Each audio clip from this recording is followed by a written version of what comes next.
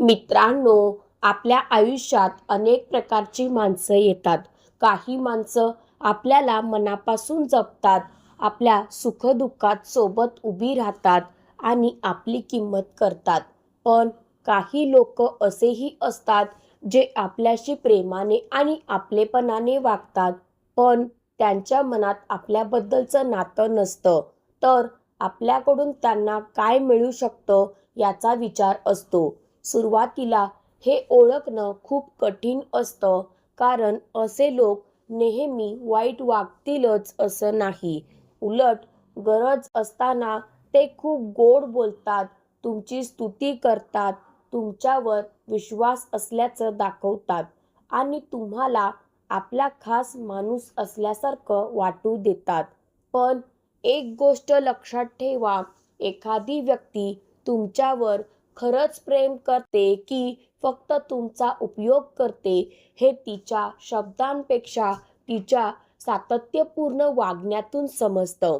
आजच्या व्हिडिओमध्ये आपण अशी 10 लक्षणं पाहणार आहोत, ज्यामुळे एखादी व्यक्ती तुमचा वापर करत आहे का हे समजण्यास मदत होऊ शकते.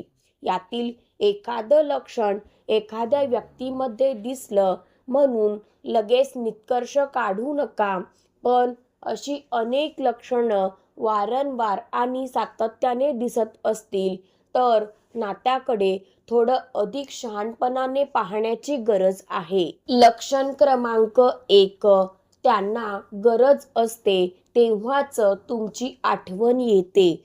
तुमचा वापर करणाऱ्या व्यक्तीचं हे सर्वात स्पष्ट लक्षण असू शकतं. त्यांना काम असेल तेव्हा तुमचा फोन येतो, मदत हवी असेल तेव्हा तुमची आठवण येते, पैशांची गरज असेल, एखादं काम करून घ्यायचं असेल किंवा एखादी अडचण सोडवायची असेल तेव्हा अचानक तुमच्याशी खूप प्रेमाने बोलायला सुरुवात होते. पण त्यांचं काम झालं की पुन्हा काही दिवस तुमची चौकशीही होत नाही. तुम्ही आजारी आहात का? तुम्हाला काही अडचण आहे का? तुमच्या आयुष्यात काय चाललं आहे याची त्यांना फारशी चिंता नसते. म्हणून स्वतःला एक प्रश्न विचारा, ही व्यक्ती माझी आठवण फक्त गरज असताना काढते का? जर उत्तर वारंवार हो असेल तर त्या नात्यातील समतोल तपासण्याची वेळ आली आहे. खरं नातं फक्त घेण्यासाठी नसतं, खरं नातं म्हणजे देणं आणि घेणं दोन्ही असतं. लक्षण क्रमांक 2, तुम्ही नकार दिला की त्यांचा स्वभाव बदलतो. तुम्ही प्रत्येक वेळी मदत करता, त्यांचं काम करून देता, त्यांच्यासाठी वेळ काढता, त्यांच्या विनंत्या मान्य करता, पण एक दिवस तुम्ही म्हणता यावेळी मला शक्य नाही आणि अचानक त्या व्यक्तीचा स्वभाव बदलतो. तू एवढं सुद्धा माझ्यासाठी करू शकत नाहीस, आता तू खूप बदललास, तुझ्याकडून अशी अपेक्षा नव्हती, असं बोलून तुम्हाला अपराधी वाटण्याचा प्रयत्न केला जातो. लक्षात ठेवा, तुमचा नकार स्वीकारता येत नसेल तर समोरच्या व्यक्तीला तुमची नव्हे तर तुमच्याकडून मिळणाऱ्या सुविधांची सवय असू शकते. तुम्ही चांगले आहात म्हणून प्रत्येक वेळी हो म्हणणं आवश्यक नाही. कधीकधी नाही म्हणणं म्हणजे स्वार्थी होणं नसतं, ते स्वतःच्या वेळेची, पैशांची आणि मानसिक शांततेची किंमत ओळखणं असतं.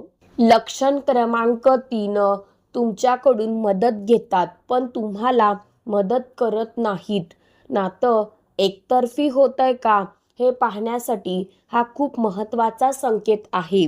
तुम्ही त्यांच्या अडचणीच्या वेळी धावून जाता, त्यांना वेळ देता, त्यांचं काम करून देता, त्यांना मानसिक आधार देता, पण जेव्हा तुम्हाला त्यांची गरज असते तेव्हा त्यांच्याकडे कारणं तयार असतात.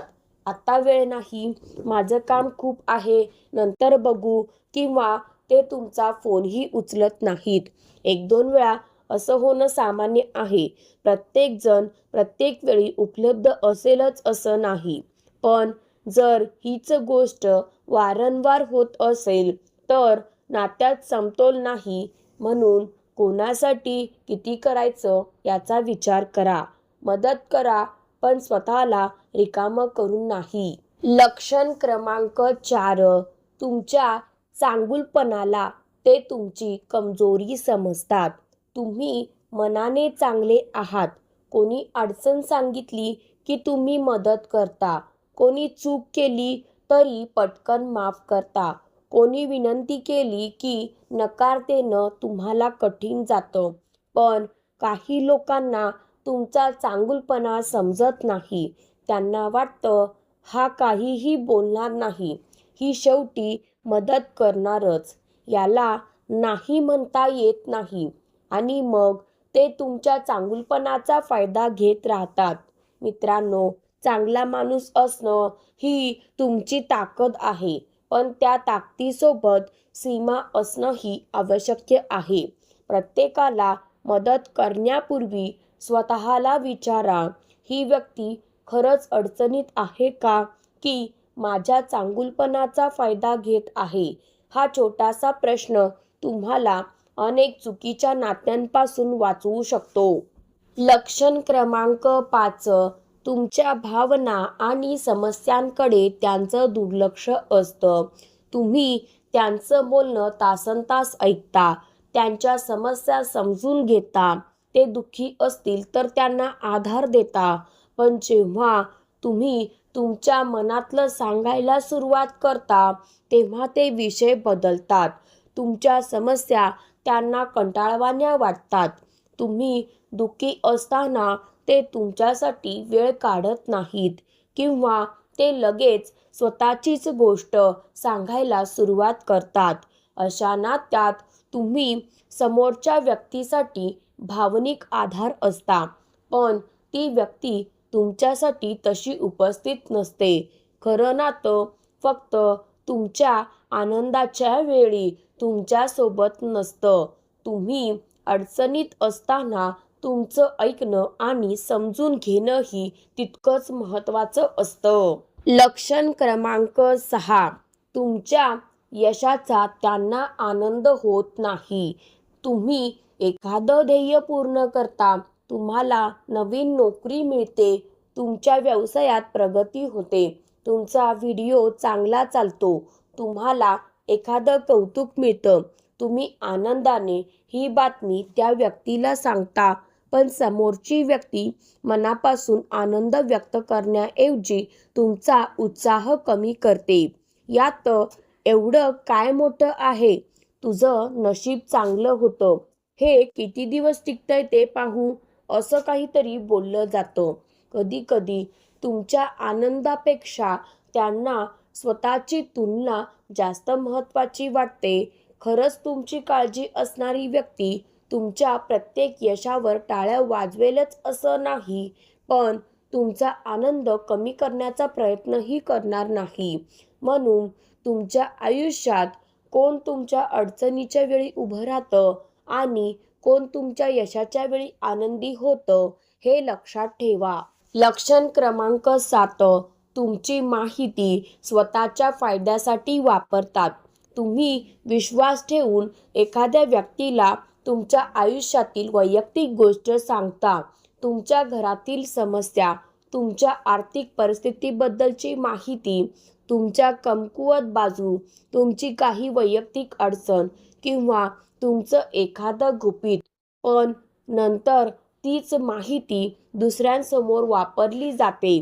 कधी तुमची खिल्ली उडवण्यासाठी, कधी तुमच्यावर दबाव आणण्यासाठी, कधी एखादं काम करून घेण्यासाठी आणि कधी तुमच्या विरुद्ध वापरण्यासाठी.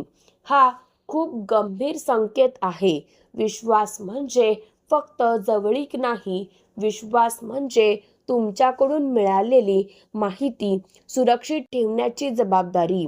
म्हणून प्रत्येकाशी वाईट वागायचं नाही, पण प्रत्येकासमोर मन मोकळंही करायचं नाही. विश्वास कमवायला वेळ द्या. लक्षण क्रमांक 8. तुमच्याकडून अपेक्षा खूप, पण तुमच्यासाठी प्रयत्न शून्य. काही लोकांना तुमच्याकडून खूप अपेक्षा असतात. तुम्ही त्यांच्यासाठी वेळ द्यावा, त्यांना मदत करावी, त्यांचं काम करावं, त्यांच्या समस्या ऐकाव्यात. पण तुमच्याकडून एखादी अपेक्षा ठेवली की ते म्हणतात माझ्याकडून हे शक्य नाही. अशा नात्यात एक व्यक्ती सतत देत असते आणि दुसरी व्यक्ती सतत घेत असते. म्हणून नातं टिकवण्यासाठी फक्त प्रेम पुरेसं नसतं, परस्पर आदर आणि परस्पर प्रयत्नही आवश्यक असतात. तुम्ही एखाद्यासाठी सतत उपलब्ध असाल तर समोरची व्यक्तीही तुमच्या गरजेच्या वेळी तुमच्यासाठी उभी राहते का हे पहा. लक्षण क्रमांक 9. तुमची किंमत व्यक्ती म्हणून नाही तर उपयोगी व्यक्ती म्हणून केली जाते. हा सर्वात सूक्ष्म संकेत आहे. काही लोकांना तुमच्यातील व्यक्तीपेक्षा तुमच्याकडे असलेली एखादी गोष्ट महत्त्वाची असते. तुमच्याकडे पैसा आहे म्हणून ते जवळ आहेत.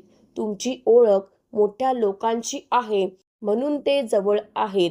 तुमच्याकडे एखादं कौशल्य आहे म्हणून ते तुमच्याशी चांगले आहेत. तुम्ही त्यांचं काम करून देता म्हणून ते तुम्हाला महत्त्व देतात. पण ज्या दिवशी तुम्ही त्यांच्यासाठी उपयोगी राहत नाही त्या दिवशी त्यांचं वागणं बदलतं.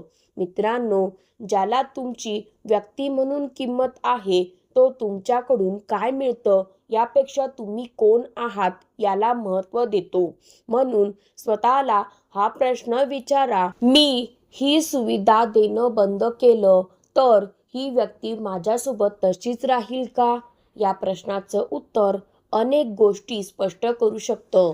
लक्षण क्रमांक 10. तुम्हाला सतत अपराधी वाटवून तुमच्याकडून काम करून घेतात. आणि आता शेवटचं आणि खूप महत्त्वाचं लक्षण, काही लोक थेट तुमच्यावर दबाव आणत नाहीत, ते तुमच्या भावनांवर खेळतात. तू माझ्यासाठी एवढं सुद्धा करू शकत नाहीस, मी तुझ्यासाठी इतकं केलं, तुला माझी काहीच काळजी नाही, तू खरंच माझा मित्र असशील तर हे काम कर. अशा वाक्यांमधून तुम्हाला अपराधी वाटायला लावलं जातं आणि मग तुम्ही तुमच्या इच्छेविरुद्धही त्यांचं काम करता. ही भावनिक हाताळणी असू शकते. म्हणून प्रेम, मैत्री किंवा नातं टिकवण्यासाठी प्रत्येक मागणी मान्य करणं आवश्यक नाही. तुम्हाला नकार देण्याचा अधिकार आहे. तुम्हाला स्वतःसाठी वेळ ठेवण्याचा अधिकार आहे. तुम्हाला तुमचे पैसे, तुमची ऊर्जा आणि तुमची मानसिक शांतता कुठे खर्च करायची हे ठरवण्याचा अधिकार आहे. म्हणून पुढच्या वेळी कोणी तुम्हाला अपराधी वाटवून एखादं काम करून घेण्याचा प्रयत्न केला तर लगेच हो म्हणू नका. थांबा, विचार करा आणि गरज असेल तर शांतपणे म्हणा, मला यावेळी हे करणं शक्य नाही. इतकंच. तुम्हाला तुमचा नकार सिद्ध करण्यासाठी मोठं स्पष्टीकरण देण्याची गरज नाही.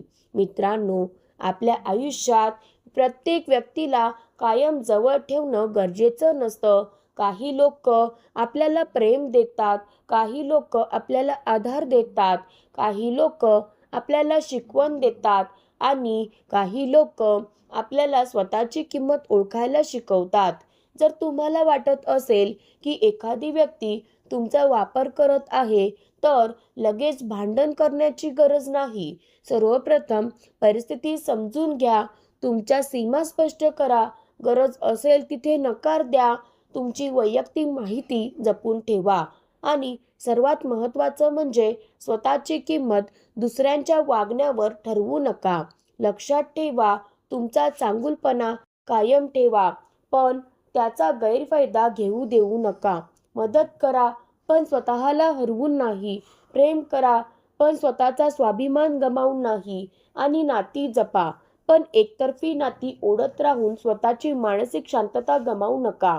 कारण तुमच्या आयुष्यातील प्रत्येक व्यक्ती तुमच्या वेळेची, प्रेमाची आणि ऊर्जेची पात्र असेलच असं नाही.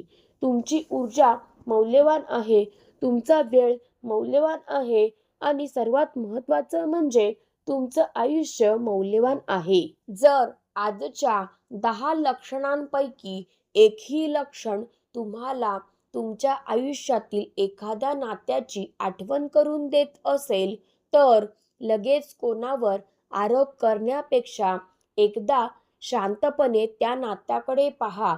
कदाचित समस्या त्या व्यक्तीत असेल, कदाचित गैरसमज असेल आणि कदाचित तुम्हाला फक्त तुमच्या सीमा अधिक स्पष्ट करण्याची गरज असेल.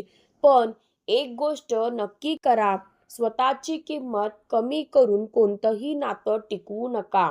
मित्रांनो, जर हा व्हिडिओ तुमच्या मनाला स्पर्श करून गेला असेल तर कमेंटमध्ये लिहा, मी चांगला राहीन पण माझा गैरफायदा होऊ देणार नाही. आणि हा व्हिडिओ अशा व्यक्तीपर्यंत नक्की पोहोचवा जिला किंवा ज्याला कदाचित आज ही गोष्ट ऐकण्याची गरज आहे. स्वतःची काळजी घ्या, स्वतःचा आदर करा आणि आपल्या आयुष्यात कोणाला किती जागा द्यायची हे शहाणपणाने ठरवा. धन्यवाद. पुन्हा भेटू अशाच एका प्रेरणादायी व्हिडिओमध्ये.